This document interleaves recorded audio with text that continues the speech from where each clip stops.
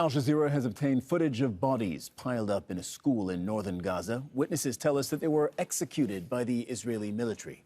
The dead include women and children. The Shadia Abu Ghazala School is a UN-run facility that has become a shelter during this war, but may now be the scene of a war crime.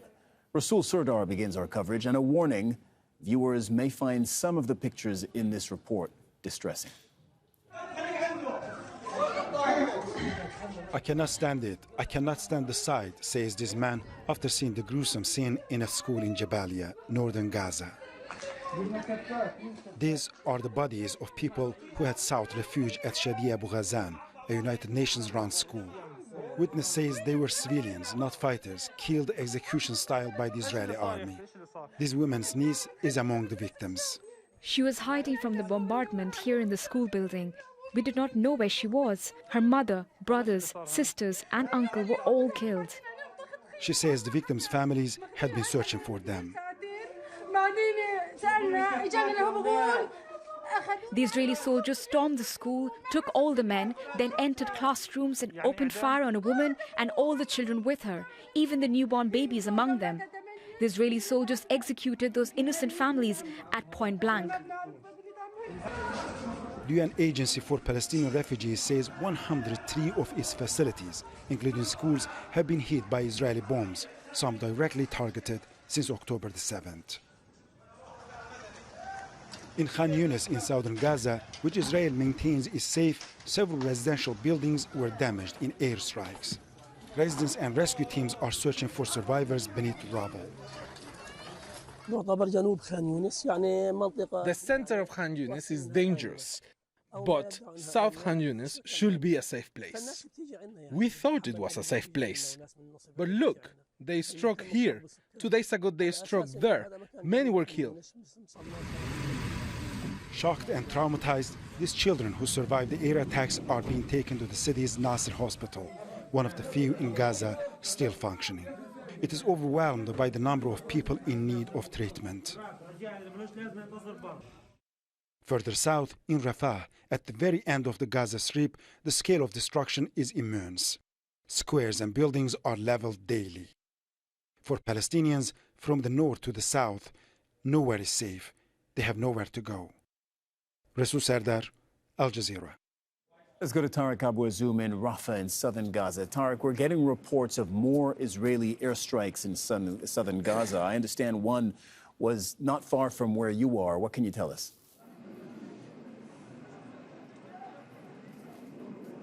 Yes, the airstrikes by the occupation air forces had been intensified, and this time in the south of Gaza Strip, in the area that is designated as a safe zone. We are just here in Al-Kuwaiti hospital, and the airstrike was just only far away from us, a few meters away, where a residential building had been completely destroyed, and the number of Palestinians have been injured and were transported to Al-Kuwaiti hospital to receive treatment. Another airstrike just took place just a few kilometers away from us in Bashit neighborhood in central Rafah, where the Israeli occupation forces had expanded and broadened their military attacks on the south, as well as the bombardment continue in Khan Yunis city, which was under the Israeli intense artillery shelling for more than 2 hours from now.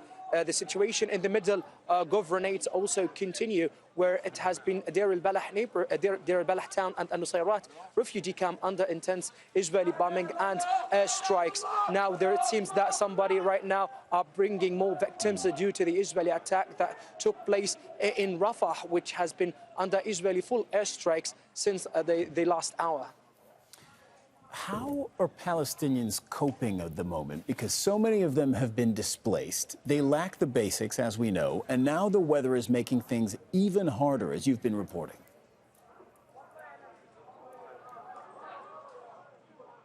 Yes, people in the areas that now turn to be shelters in Al-Mawasi area are facing a very traumatic and even humiliating conditions, where they are forced to live in tented camps, and they have a kind of clear absence and full blackout of electricity, without having any clear source for water and food as well. and there is also a very deteriorating condition for the hygiene situation there, which really I don't know how people are living amid these conditions. And now with rain, the situation had been exacerbated as some tents have been sunk and were flooded with the rains and with the flooding water that had infiltrated into their tents, which deprived them from having good conditions for living. And for more, I have been reporting there on Al-Mawasi area in order to see how much people are suffering in the south of the territory. Rainy, cold and fluctuation of weathers had sparked new concerns for the majority of Palestinians, especially those who had been forcibly evacuated from the homeland and they were forced to live in very far areas in the south.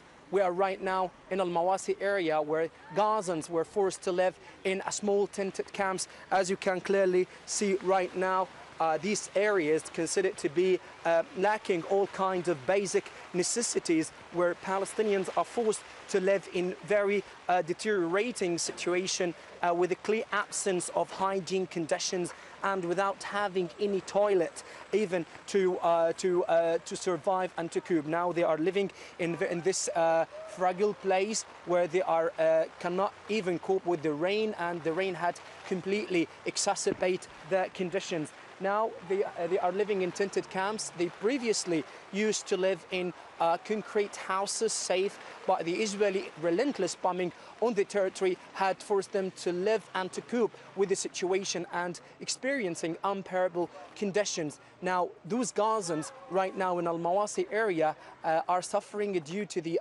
rainy weather amid much more growing concerns regarding the spread of infectious disease and respiratory infections, especially among young children, where hospitals become overwhelmed with a lot of patients regarding the spread of this infectious disease due to the lack of all hygiene conditions.